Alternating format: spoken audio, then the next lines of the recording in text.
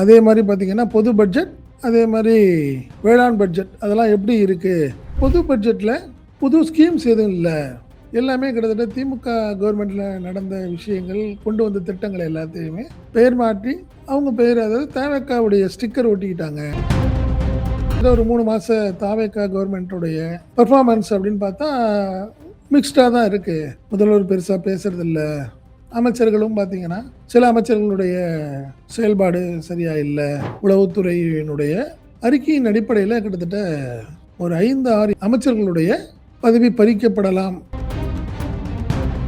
அன்புமணியுடைய மனைவி சௌமியா அன்புமணிக்கு கண்டிப்பாக அமைச்சரவையில் பதவி அவங்களுக்கு உண்டு, முக்கியத்துவம் உண்டு, அவங்களுக்கு கண்டிப்பாக மந்திரியாக போகிறார் அப்படின்னு பாமக தரப்பிலே பேச ஆரம்பிச்சிட்டாங்க. அப்போ ஒருவேளை பாமக விட்டால் விசிகாவுடைய நிலை என்ன?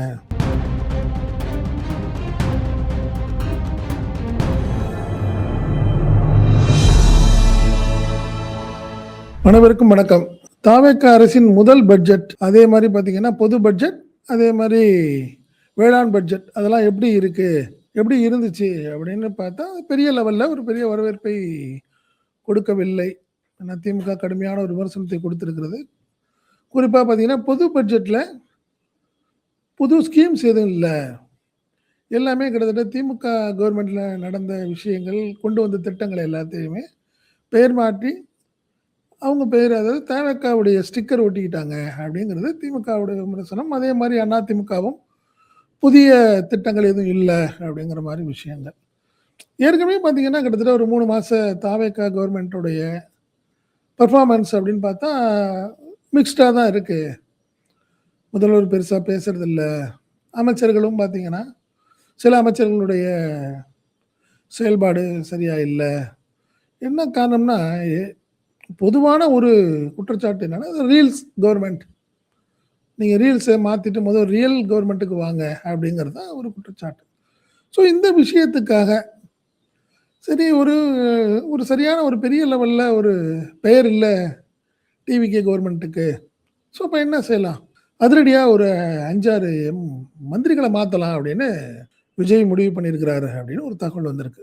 உளவுத்துறையினுடைய அறிக்கையின் அடிப்படையில் கிட்டத்தட்ட ஒரு 5-6 அமைச்சர்களுடைய பதவி பறிக்கப்படலாம் அப்படிங்கிறதா இன்றைய, அதுவும் குறிப்பாக பார்த்தீங்கன்னா இந்த பட்ஜெட் கூட்டத்தொடர் கரெக்டாக அடுத்த மாதம் முடியுது, 3-4 தேதியில் முடியுது. அதுக்கப்புறம் பார்த்தீங்கன்னா கண்டிப்பாக, அதாவது ஆகஸ்ட் 15 அப்படிங்கிறத செப்டம்பர் 15க்குள்ளார ஒரு பெரிய அமைச்சரவையில் பெரிய மாற்றம் இருக்கும் அப்படிங்கிறது. அதுலேயும் குறிப்பாக பார்த்தா இப்போ இருக்கிற 2 காங்கிரஸ் எம்எல்ஏக்களுடைய அதில் ஒருத்தருடைய பதவி பறிக்கப்பட போகுது, இன்னொருத்தருடைய பதவி அவருடைய இலாக்கா மாறப்போகுது அப்படின்னுங்கிற ஒரு தகவல் தான் இப்போ ஒரு பெரிய விஷயங்களாக இருக்குது. குறிப்பாக நம்ம எந்தெந்த அமைச்சர்களுக்கு சிக்கல் அப்படின்னு நம்ம பார்த்தோம்னா, ஒரு குறிப்பாக 4 அமைச்சர்கள் பெயரை சொல்கிறாங்க. அதில் முதலாவதாக இருக்கிறது பார்த்தீங்கன்னா காங்கிரஸ் அமைச்சராக இருக்கக்கூடிய, கூட்டணி கட்சியான காங்கிரஸில் அமைச்சராக இருக்கக்கூடிய விஸ்வநாதன், உயர்கல்வித்துறை அமைச்சர். ஏற்கனவே சில விஷயங்கள் டான்ஸ் ஆனதாக இருக்கட்டும், விளையாட்டு போட்டியில் போயிட்டு வந்த பெண் குழந்தைகளிடம் அவர் நடந்துக்கிட்ட முறைகள், இதெல்லாமே ஒரு பெரிய சர்ச்சையே ஆனது. ஸோ அது இல்லாமல் அவருடைய நடவடிக்கைகள் எல்லாமே பார்த்தீங்கன்னா கொஞ்சம் பெரிய ஒரு ஏற்பத்தக்க விஷயமா தெரியலை. அதிகாரிகளுக்கும் அவருக்கும் பெரிய டிஸ்டன்ஸாக இருக்குது. அதிலும் குறிப்பாக பார்த்தீங்கன்னா துணைவேந்தர் நியமனம் விஷயங்கள்லாம் பார்த்தீங்கன்னா, ராஜ்மோகன் சொல்லக்கூடிய விஷயங்கள், அவர் பள்ளிக்கல்வித்துறை அமைச்சர், அவருடைய வெர்ஷனுக்கும் உயர்கல்வித்துறை அமைச்சருடைய வெர்ஷனுக்கும் கோர்ட்டில் சொல்லக்கூடிய தாவேக்கா கவர்மெண்ட்டுடைய அட்வொகேட் சொல்கிற விஷயங்களுக்குமே நிறைய மாற்றங்கள் இருந்துச்சு, கான்ட்ரடிக்ஷன் இருந்துச்சு. ஸோ அதனால் விஸ்வநாதனுடைய பதவி பறிக்கிறதுக்கான வாய்ப்புகள் அதிகம். அதனால் லிஸ்ட்டில் அவர் தான் நம்பர் 1 இருக்கார் அப்படிங்கிறது தான் ஒரு தகவல். நீங்கள் அதுக்கு அடுத்தது பார்த்தீங்கன்னா தாவேக்கா அமைச்சர்கள், குறிப்பாக டிரான்ஸ்போர்ட் சேலத்தைச் சேர்ந்தவர் விஜய் தமிழன் பார்த்திபன். விஜயோடைய ரசிகர் அப்படிங்கிறதுனால விஜயை சேர்த்துக்கிட்டாரு.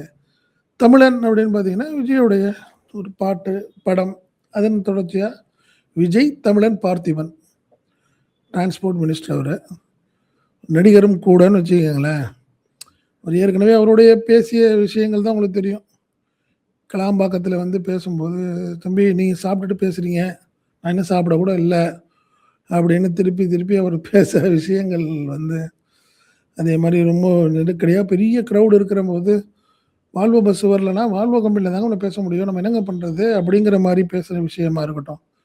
இது எல்லாமே ஒரு ஒரு சங்கடத்தை ஏற்படுத்தியது தாவேகா கவர்மெண்ட்டுக்கு.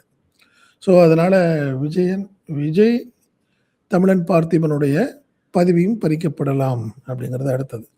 அடுத்தது பார்த்தீங்கன்னா, சமூக நலத்துறையா இருக்கிற துறை அமைச்சரா இருக்கக்கூடிய ஜெகதீஸ்வரி. அவங்க என்ன சொல்றாங்க? ஜெகா விஜய். ஜெகதீஸ்வரி அப்படின்னு பேர் மாறிடுச்சு அப்படின்னு ஒரு தகவலும் கூட சொல்றாங்கன்னு வச்சுக்கங்களேன். அதில குறிப்பா பார்த்தீங்கன்னா, அவங்க அவங்களுக்கு சில விஷயங்கள் பார்த்தீங்கன்னா, அவங்களும் விருதுநகர் மற்றொரு பெண் அமைச்சரான கீர்த்தனாக்கும் அவங்களுக்கும் பெரிய கான்ட்ரடிக்ஷன். 2 பேருக்கும் ஒரு மேடையிலேயே கொஞ்சம் நான் தாங்க இது டிபார்ட்மெண்ட்டு. நீங்க அவங்கள கூப்பிடலாம்? எப்படி அவங்கள பண்ணலான்ற மாரி அவங்க நேரடியா கேட்கிற விஷயமா இருக்கட்டும். இப்போ குறிப்பா பார்த்தீங்கன்னா, இப்ப சமீபத்தில ஒரு ஒரு ஒரு 10 நாட்களுக்குள்ள ஒரு ஆடியோ. அவர் ஒன்றிய செயலாளர் ஒருத்தர ஜட்டியோட உட்கார வச்சுருவேன் பார்த்துக்க அப்படின்னு அவங்க பேசக்கூடிய அந்த விஷயங்கள். கடுமையான ஒரு விமர்சனத்துக்கு வந்தது. இது சம்மந்தமா விஜய் கண்டுக்கவே இல்ல அப்படின்னு பெரிய விஷயம். என்னன்னா இவ்வளோ பெரிய ஒரு ஒரு அமைச்சர் தன்னுடைய கட்சிக்காரங்களா இருந்தாலும் கூட, அவங்கள ஒரு பெரிய கடுமையா ஒரு விமர்சனம் பண்ணத, எப்படி நடவடிக்கை எடுக்காம இருக்காங்க? பார்த்தீங்கன்னா, வலைதளங்கள்ல கடுமையான ஒரு விமர்சனம் வந்தது. ஸோ 3வதா ஜெகதீஸ்வருடைய பதவி பறிக்கப்படலாம் அப்படின்றாங்க. அடுத்தது நமக்கு நல்லாவே தெரியும். கில்லி சரத். மாத்திரையா? பவுடரா? என்ன நடந்துச்சு அங்க? இன்ன வரைக்கும் யாருக்கும் உண்மையா தெரியல. உடம்பு சரியில்லாத ஒரு குழந்தைய எப்படி கூட்டிட்டு போலாம் ஐபிஎல்லுக்கு? நியாயமா? மாத்திரைய அப்படி உண்மையிலேயே அப்படி பவுடர் ஆக்க முடியுமா? அப்படின்னு ஒரு எல்லாமே கிட்டத்தட்ட 1000கணக்கான ரீல்ஸ் வர ஆரம்பிச்சுச்சு. மாத்திரைய உடைக்கவே முடியாது. அப்படிங்கிற விஷயங்கள்லாம் கூட அது போதைப் பொருளா? என்னன்னு இன்ன வரைக்கும் கூட அதுக்கான ஒரு தீர்வு இல்லாம ஒரு விஷயமா இருக்கு. குறிப்பா பார்த்தீங்கன்னா, அந்த அந்த அந்த வீடியோக்கு பிறகு பார்த்தீங்கன்னா, பெரும்பாலும் அவருடைய அரசு நிகழ்ச்சிகளையா இருக்கட்டும், கட்சி நிகழ்ச்சியிலயும் ஒரு கில்லி தனத்தை காணவில்லை. குறிப்பா நீங்க எந்த நிகழ்ச்சியிலும் பெருசா கலந்துக்க வேணாம்னு பொதுச் செயலாளரே சொல்லிட்டாரு. அப்படின்னு சொன்னாங்க. பார்த்தீங்கன்னா, திடீர்னு இல்ல 2, 3 நாள்ல அவர் பதவியே பறிக்கப்படுவாங்கன்னு சொல்லிட்டு இருந்தாங்க. பட் அவரும் கூட அந்த லிஸ்ட்ல இருக்காரு. அப்படின்னு ஒண்ணு சொல்றாங்க.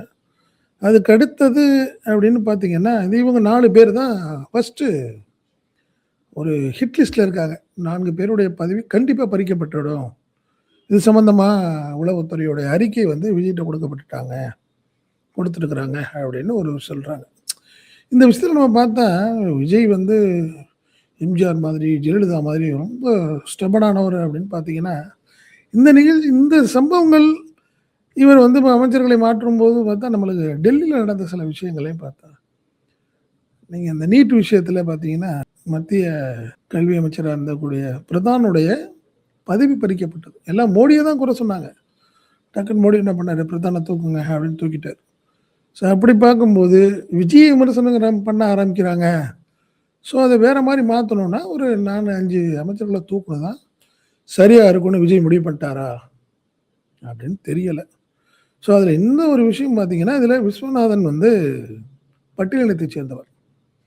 ஏற்கனவே தவக அரசுன்னு சொல்லிட்டே இருக்கு. 7 பேர் இருக்கு. நாங்க தான் எங்க கவர்மெண்ட் தான் ஃபர்ஸ்ட் டைமா 7 பேருக்கு பட்டியலினத்தைச் சேர்ந்தவர்களுக்கு அமைச்சரவையில் பங்கு குடுத்திருக்கோம் அப்படின்னு சொல்றாங்க. ரைட். ஒருவேளை விஸ்வநாதனை எடுத்து விட்டால் யார கொண்டாட போறாங்க? பட்டியலினை சேர்ந்தவரையே கொண்டாடுவாங்களா? அப்படின்னு தெரியல. இன்னொரு விஷயம், விஸ்வநாதனை வந்து டார்கெட் பண்றதுக்கு காரணம் பிஜேபியுடைய கோவம். இல்ல ஏற்கனவே டிவிகே மேல ரொம்ப கோவமா இருக்கு பிஜேபி. ஸோ 2 அமைச்சர் அவசரப்பட்டுட்டோம். 5 எம்எல்ஏக்கள் காங்கிரஸ்ல இருந்தாங்க. அதுல 2 பேருக்கு குடுத்துட்டோமே. ஸோ இத சாக்கா வச்சு ஒருத்தர தூக்கிரலான்னு முடிவு பண்ணிட்டா டிவிகே.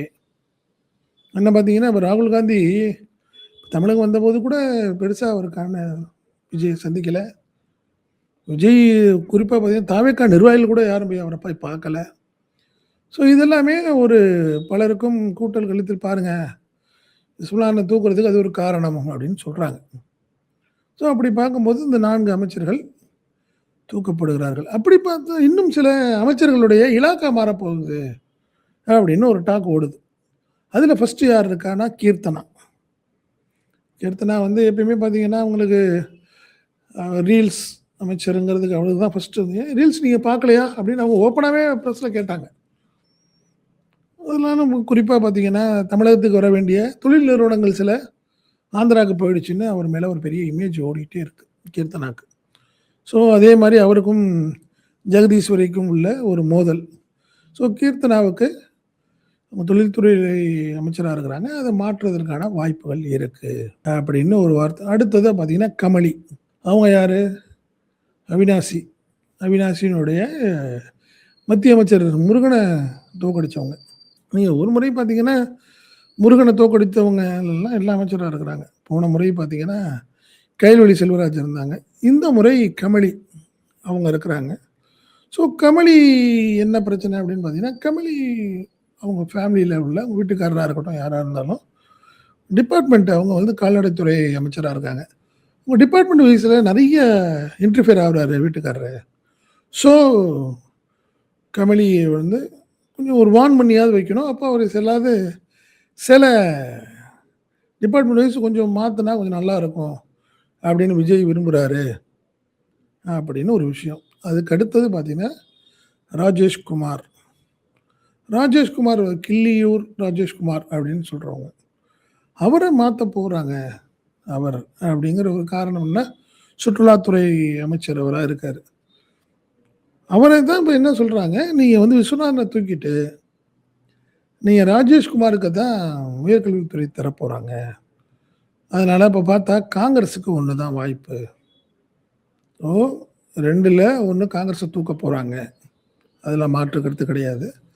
மத்ததெல்லாம் பார்த்தீங்கன்னா, தாவேக்காவுடைய அமைச்சர்கள தான் மாற்றுறாரு. காரணம்னா ஒரு அதிருப்தியா இருக்கும்போது பார்த்தீங்கன்னா, ஒரு பப்ளிக் என்ன எதுவுமே செய்யலையே டிவிக்கே அப்படின்னு ஒரு பேச்சு பேசிட்டு இருக்க நிலையில, இல்ல பாருங்க தப்பு பண்ணா உடனே தூக்கிட்டாரு பாருங்க. 3 மாசத்திலேயே பாருங்க 4 அமைச்சர தூக்கிட்டாரு. 4 அமைச்சருடைய துறையெல்லாம் மாத்திட்டாரு அப்படின்னு ஒரு பரபரப்பாயிரும். இன்னும் ஒரு 3 மாசம் அப்படி ஓடிட்டு இருக்கும். அந்த டியூன்லயே ஓடிட்டு இருக்கும். அப்படிங்கிறது ஒரு விஷயமா இருக்கு. அப்படி இருக்கும் பட்சத்தில், நீங்க வேற யாரு புதுசா வருவாங்க அப்படின்னு பார்த்தீங்கன்னா, நீங்க ஏற்கனவே ஃபர்ஸ்ட்டு டேர்ம்ல வந்து அதிமுகல உள்ள மரகதம், குமரவேல் அவங்களாம் ரிசைன்மென்ட் போனாங்கல்ல. அவங்களுக்கு யாராவது வாய்ப்பு இருக்கா அப்படின்னு பார்த்தா, இந்த இடைத்தேர்தலுக்கான வாய்ப்பு இப்போதைக்கு இல்லங்கிறதுனால, வேற யார கொண்டு வர போறாங்க? அப்ப டிவிகேல உள்ள ஏற்கனவே இருக்கிற ஆட்கள்ல, புதுசா ஆட்கள சில மாவட்டங்களுக்கு பிரதிநிதித்துவம் கிடைக்காம இருக்கு. ஸோ அதுல யாருக்காவது ஒரு வாய்ப்பு இருக்கு. அப்படிங்கிறது ஒரு விஷயம். ஸோ இந்த அமைச்சரவையில உள்ள திடீர் சிலருடைய பதவி பறிப்பு, சிலருடைய துறை மாற்றம் இதெல்லாமே பார்த்தீங்கன்னா, விஜய்க்கு ஒரு அடுத்த கட்டத்துக்கு ஒரு ஒரு அதிருப்தியை சமாளிக்கக்கூடிய ஒரு சூழ்நிலையா இருக்கும் அப்படின்னு உளவுத்துறை அவருக்கு ஒரு ஐடியா குடுத்துருக்காங்க. ஸோ பட்ஜெட் கூட்டத்தொடர் முடிந்தது பிறகு இந்த மாற்றங்கள்லாம் இருக்கும். அதுதான் அதாவது அதிலேயே சேர்ந்தாப்புல இன்னொரு கூட்டணி கணக்காவும் இருக்கு. காங்கிரஸுக்கு 5ல 1 தூக்கிருவாங்க. இன்னும் சிலர் சொல்றது பாமக 4 எம்எல்ஏக்கள் இருக்காங்க. பாமக வந்து தா டிவிகே பக்கம் வரப்போகுது. அப்படி பார்த்தீங்கன்னா, கண்டிப்பா அன்புமணியுடைய மனைவி சௌமியா அன்புமணிக்கு வந்து கண்டிப்பா அமைச்சரவையில் பதவி அவங்களுக்கு உண்டு, முக்கியத்துவம் உண்டு. அவங்களுக்கு கண்டிப்பா மந்திரி ஆகப் போகிறாரு அப்படின்னு பாமக தரப்பிலே பேச ஆரம்பிச்சுட்டாங்க.